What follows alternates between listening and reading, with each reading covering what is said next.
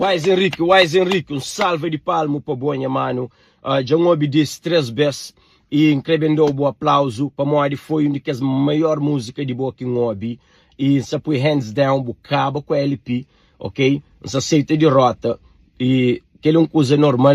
Cima que hora que eu entro ringue, te ganha, outro te perde. E cima hora que eu entro na battle de rap, ganha, que outro perde. Não se lhe paragem desculpa, bucaba com ele. Não sabia justificar nada que você que você pai na chão que você põe. It's okay. Para mim também na track pai na chão põe na boa e mas parabéns, você faz boa música, minha mano.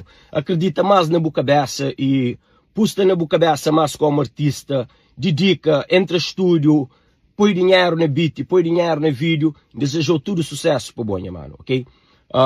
Para quem já sabe, Mico Wise já não fala no telefone back to back, e minha família com as famílias de Wise, minha avó, e não, minha avó é constituída minha família, e Wise já te manda pedindo advice, Wise já conta um segredo que ainda guarda comigo, último dia de minha vida, mas coisa mais, e então é rápido para aceitar que ele, para aceitar uma faz uma som, que ele lá para ele pegando bem, todo alguém sabe, e nunca tem aquela fome de ser conhecido como rapper.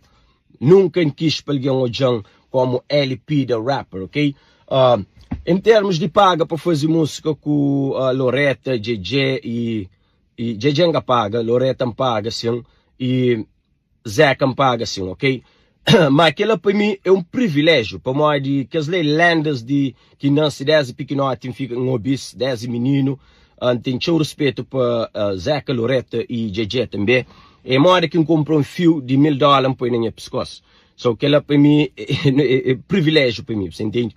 E, nunca se lhe põe justifica nada que eu falo naquele rap. O canta bem cantado, minha mano. Canta bem cantado. A minha LP é um homem que se concha minha cabeça, de cada cabeça, você bel. Boa, já vou chamar, já vou pedir advice de truck. Já vou no chat um vez, it's okay, não tem nada against boa. Não tem problema com ninguém, patrão. Não tem problema com ninguém. E bucava com a rap, nunca se também responde para mim de está custando financeiramente, está custando na minha energia, para mim de tem as clientes que tem que ter care desse, minha business está so busy, nunca pode ter energy de minha business e minha família para me pôr dentro de rap, se me que flow a mim que tem que fome de ser conhecido como artista. Agora gosto desta boa minha música, estou a chamar LP também, tem a ser bara e LP tá sustenta também, você entende? Mas é que lá, minha mano, nunca se também faz vídeo de não se da cara, se flor. Bucaba, parabéns, faz bom som, ok?